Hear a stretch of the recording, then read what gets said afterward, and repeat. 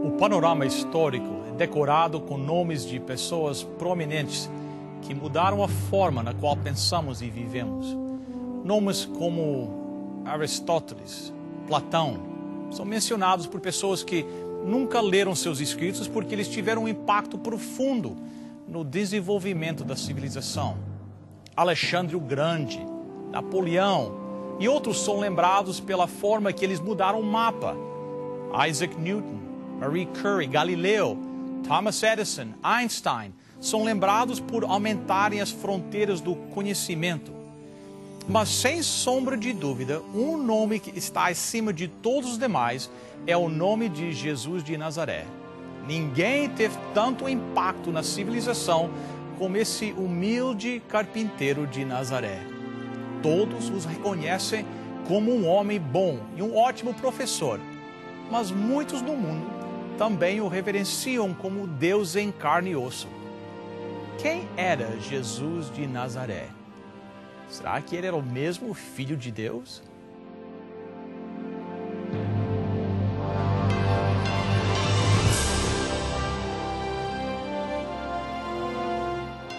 Venceu a prova do tempo. O livro de Deus, a Bíblia. Ainda relevante neste mundo complexo. Está escrito, partilhando mensagens de esperança ao redor do mundo.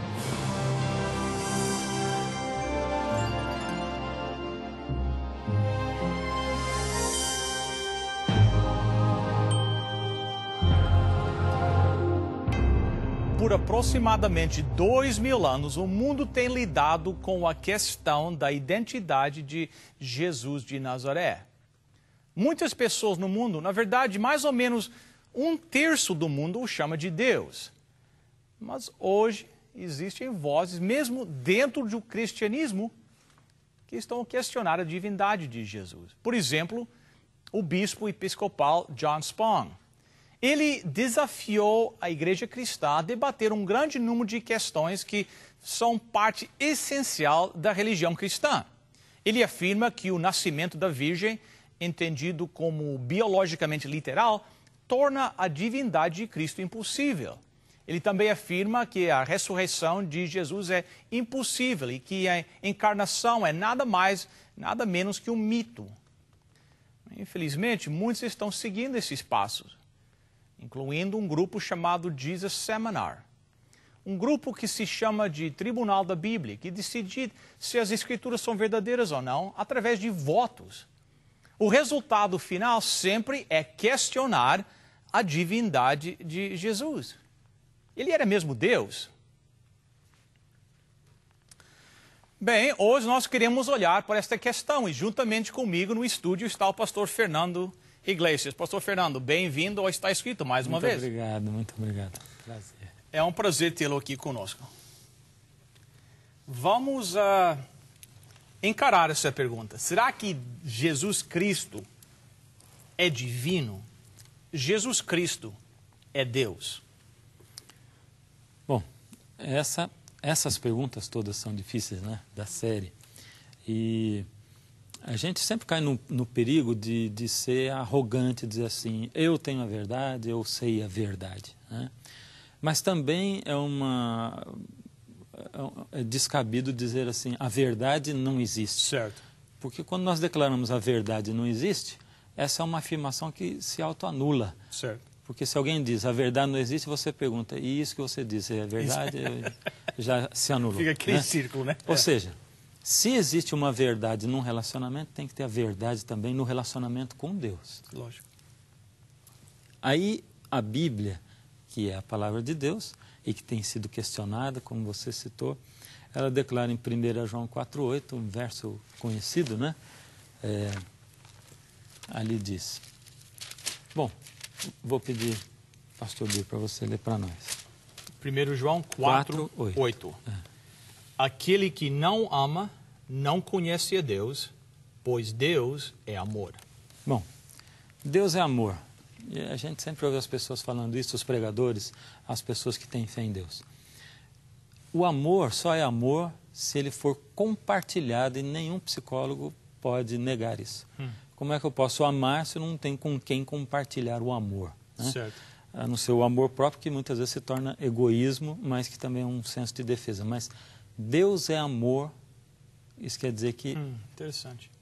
tem que ter mais de uma pessoa, mais de uma pessoa dentro desse nome, Deus, Certo. né? Para que esse amor possa ser compartilhado. Então, aí vem a base da doutrina de Deus Pai, Filho, Espírito Santo, e que a gente não entende mesmo, né? Quem sabe a melhor explicação seria a água no seu estado gasoso, sólido e líquido, né? Mas é o que a gente chega mais perto, muito difícil de entender. Agora, e Jesus é Deus? Nós procuramos aqui na Bíblia as explicações para isso. Indo ao Evangelho de João, no capítulo 1, nós vamos encontrar aí umas declarações muito importantes, né? João é um evangelho muito diferente, né?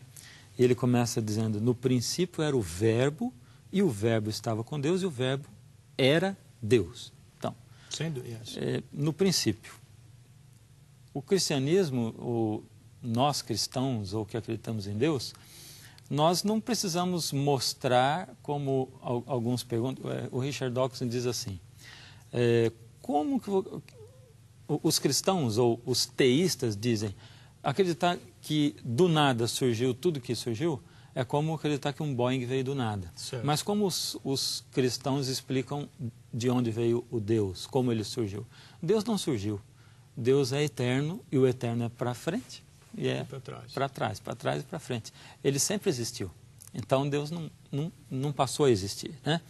E aqui está dizendo, no princípio, esse é o princípio, um tempo que nós não sabemos quando. O Verbo, ele chama o Verbo, estava com Deus, era mais de um. Certo. E ele era Deus. E quem é esse Verbo?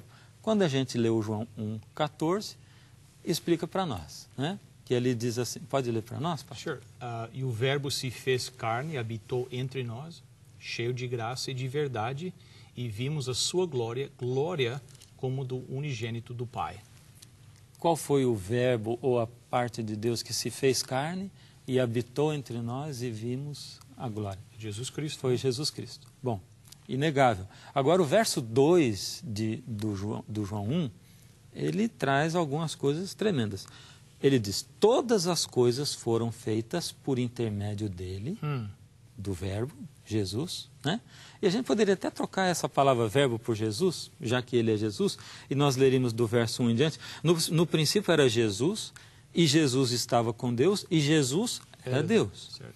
Ele estava no princípio com Deus, todas as coisas foram feitas através dele, e sem ele nada do que foi feito se fez. E o verso 4 e 5. A vida estava nele, e a vida era a luz dos homens. A luz resplandece nas trevas, e as trevas não prevalecem contra ela. Os dois livros da Bíblia que começam com no princípio são João e outro? Gênesis. Gênesis, né? Então aqui diz, no princípio era Jesus, ele é Deus, a vida estava nele, ele era o doador de vida, e a vida era a luz dos homens. Né? Aí vamos lá para o Gênesis pouquinho, né? Esse é um ponto muito Gênesis importante 1, que tem muitos dos nossos telespectadores que estão assistindo, que existem movimentos aqui na nossa comunidade que declaram que Jesus Cristo não é Deus. Então, eu acho muito importante este estudo agora, para prestar atenção naquilo que o pastor Fernando vai nos ensinar agora. Aqui diz assim, no princípio criou Deus os céus e a terra. A terra, porém, era sem forma e vazia, havia trevas sobre a face do abismo, e o Espírito de Deus pairava sobre as águas. Nós falamos Deus o Pai, Filho, Jesus, e agora diz que o Espírito, o Espírito, né? Também. Disse Deus, haja luz e houve luz. Bom, João começa declarando que Jesus era Deus. Ele Certo. estava desde o princípio com Deus. E que todas as coisas foram feitas por ele, e que ele era o doador de vida, e que a vida era a luz dos homens. O mais interessante é que João começa chamando Jesus de o Verbo. E Gênesis começa declarando que o Deus Criador, ele criou através do poder da sua palavra. Então João coloca o Deus Verbo, usando a palavra para criar tudo. E Deus dizia e se fazia. Deus dizia e acontecia. E a primeira coisa que Deus diz é: haja luz. Ou que Jesus diz é: haja luz. E João declara que Jesus era a luz dos homens, ou que a vida que estava nele era a luz dos homens. João declara que ele é o Criador, que ele era o dono da vida e que ele era a luz dos homens. E aí a gente vai vendo tudo se estabelecendo com Jesus. Jesus é o Deus da Bíblia, é o Deus da terra, o Deus do Antigo Testamento. Então, o Jesus Cristo apresentado no Novo Testamento, o Senhor está dizendo que ele é o Deus do Antigo Testamento. Do Antigo Testamento. Que vinha e conversava pessoalmente com seus filhos. Os profetas. Era Deus, era Jesus Cristo. Era o próprio Jesus Cristo que esteve ligado à história desse mundo aqui, né? E a gente vê que no início Jesus falava pessoalmente com o homem e com a mulher, e depois a base da criação é a liberdade de escolha, né? E depois que houve a escolha de separação, como nós vimos no último programa, então o homem passou a caminhar sozinho, né? Tem um texto aqui na Bíblia que sempre me chocou muito. Ele está aqui em Gênesis também, no capítulo 3, 21. Primeiro, fez o Senhor Deus vestimenta de peles para Adão e sua mulher e os vestiu. Esse texto declara que alguém morreu. E ele fez vestimenta de peles, foi a pele de cordeiro. E Jesus mesmo estava dizendo aqui para eles que Jesus ia morrer no lugar deles, como nós já vimos, né? Mas em seguida, ali no verso 23, esse é o que me choca mais, o Senhor Deus, por isso, o lançou fora do jardim do Éden, a fim de lavrar a terra de que fora tomado.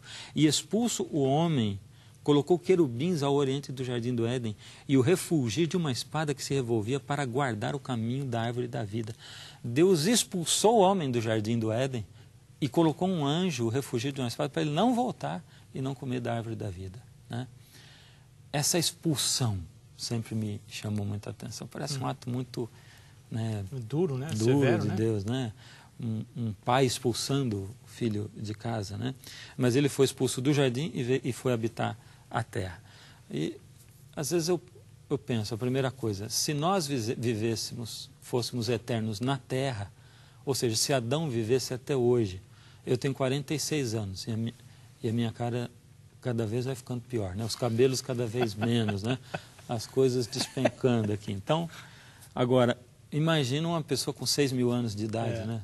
Então, Deus nos poupou de sofrer tanto tempo, né? Mesmo naquela situação terrível, mesmo assim Deus demonstrou a misericórdia. Misericórdia. Né? Agora, esse assunto de Jesus ser Deus e dele ter sido Deus do Antigo Testamento, ele também causa uma intriga na gente, porque não faz sentido se Jesus é o Deus do Antigo Testamento e ele sabia que o homem ia pecar e esse cordeiro que morreu era ele mesmo.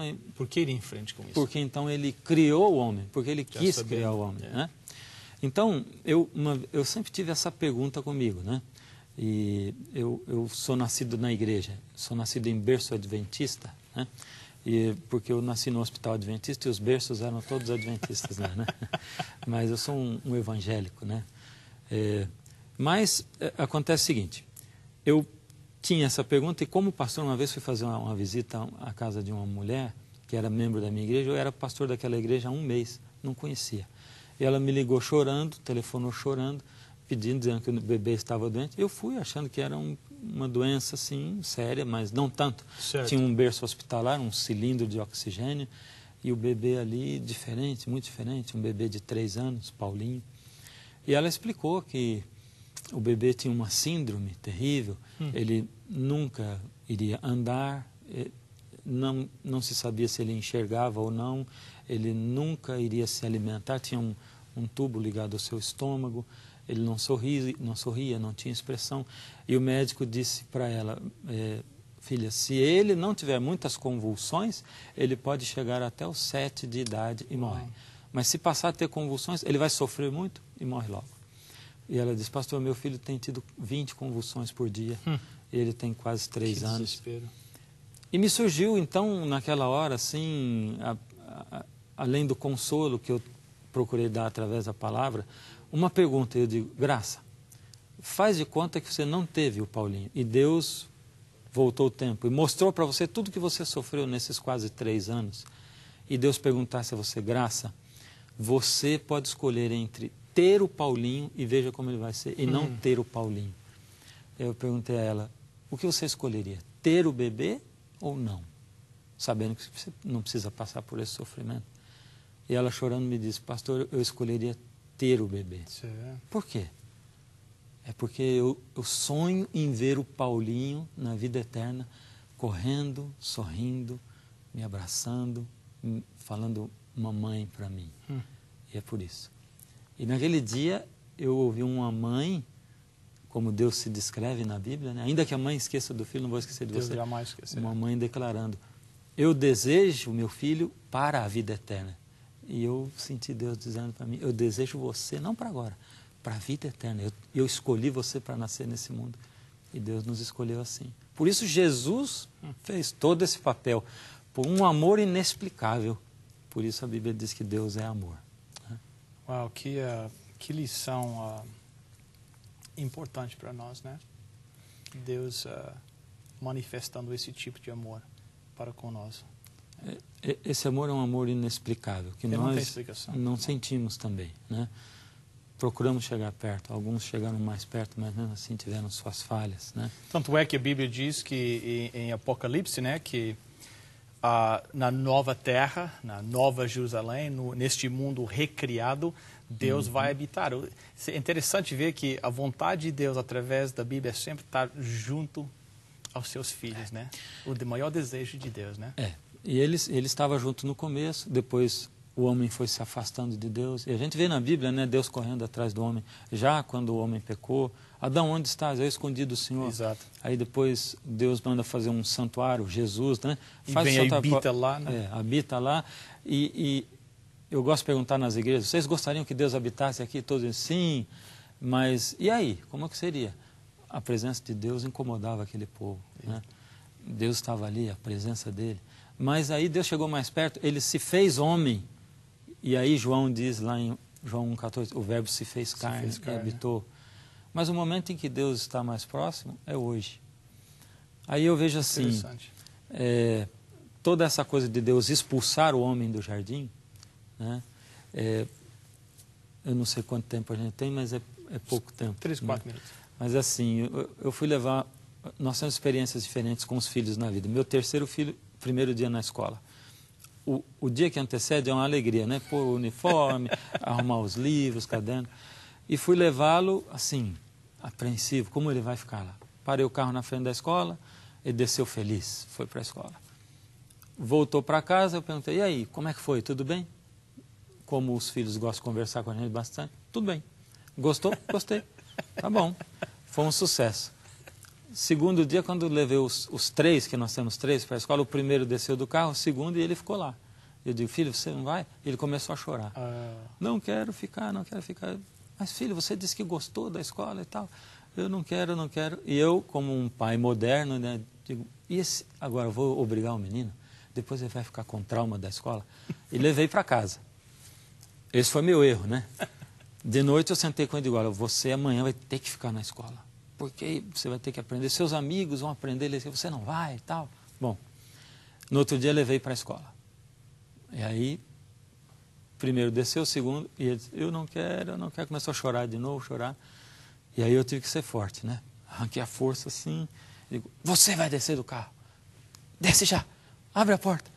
E aí ele foi, eu com a dor no coração ele foi chorando, e a professora colocou para dentro da sala de aula. E aí... Eu fui pegá-lo... Aquilo havia um conflito, o mundo de casa e o da escola. Né? Em casa, ele é o rei de casa, na escola é o mundo competitivo. Né? E isso aconteceu com ele, mas aconteceu comigo também. Minha mãe me levou para a escola o primeiro dia, aí no primeiro dia, outra época, a professora quebrou a régua na cabeça do menino do lado, arteiro, e eu falei, nossa, eu sou o próximo. No outro dia, eu não quis ficar na escola. E no terceiro, minha mãe me mandou com uma vizinha brava, eu olhei para a cara da vizinha, olhei para a escola e digo, vou para a escola. E quando eu saí, eu não vi a hora de sair. E antes de o sinal tocar, eu saí correndo, peguei meu material E fui, e chegou lá fora, minha mãe estava. Que alegria. Ela disse só as palavras mais simples. A aula acabou, vamos para casa. Mas aquilo era poesia para mim, né? Então. Eu vejo essa história de Deus, né?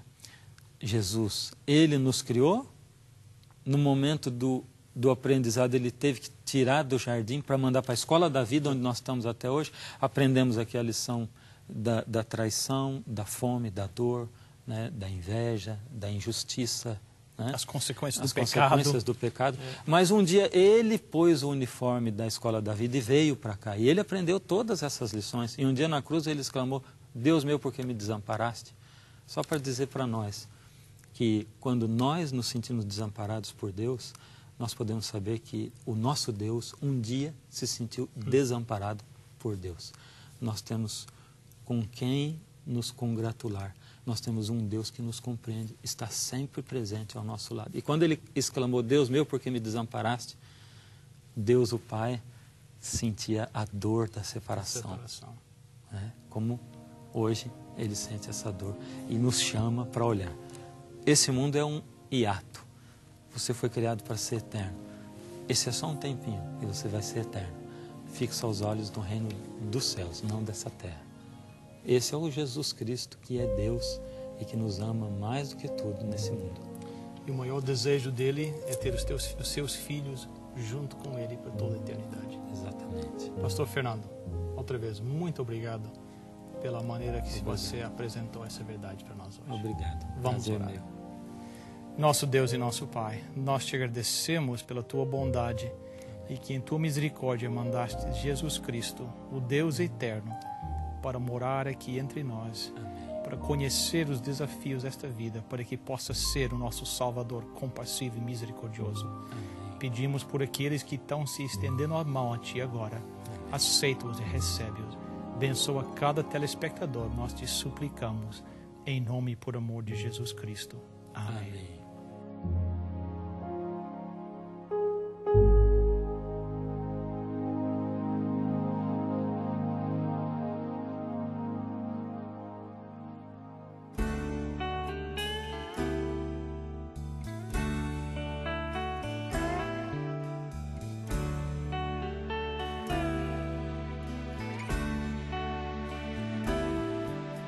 O sol já se pôs no horizonte, indicando que a noite chegou. Estrelas e lua encheram o céu e a noite se iluminou. Toda vez quando o sol se esconde e as trevas se espalham no ar, Deus não vai evitar que anoiteça, mas sempre dará o luar.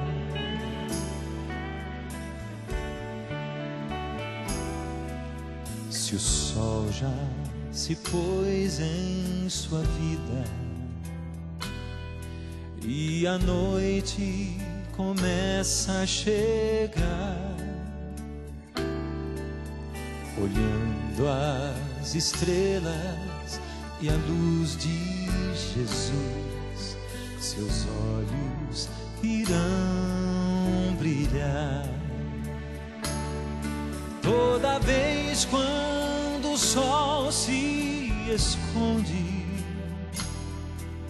e as trevas se espalham no ar, Deus não vai evitar que anoiteça, mas sempre trará o luar. Toda vez quando o sol se esconde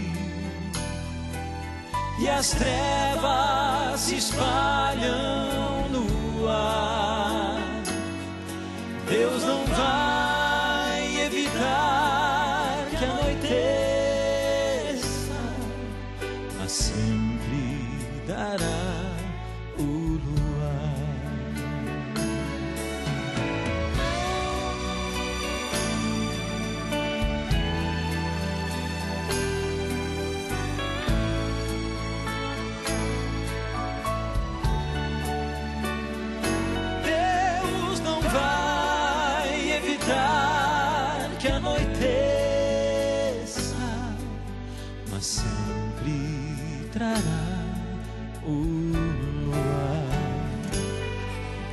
Deus sempre dará o luar.